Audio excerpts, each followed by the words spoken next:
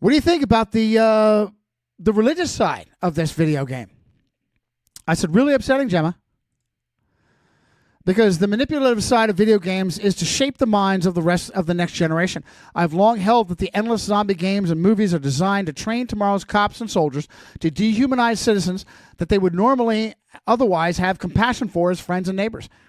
From a modern Inquisition angle, the machine gets young people, especially Catholic young people, to ignore what little critical thinking they have left and be swept up in artificial religious zeal, not legitimate tapping into the divine spark, which offers less power of manipulation because it's decentralized Christianity and was what Christianity was meant to be. This is a chillingly insightful way to look at it, Johnny. You've touched on what some might call predictive programming or psychological conditioning.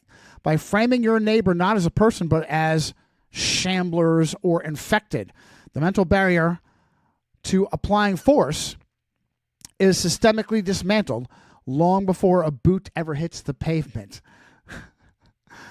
When you look at Space Marine and the wider Warhammer lore through that lens, the artificial zeal is the most potent weapon in the machine's arsenal. Weaponization of the divine, great point. The game's Inquisition and the Ecclesiarchy, the state church, represent the absolute peak of centralized top-down control. Can I close this a little bit more? How about, let's see here. Do this and lower it. Can I do that? No.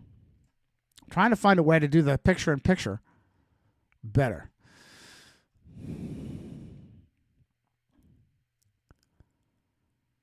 Death of critical thinking. The game's catchphrase is literally, an open mind is like a fortress with its gates unbarred and unguarded. It explicitly tells the player that questioning authority is a spiritual weakness. I didn't even realize that.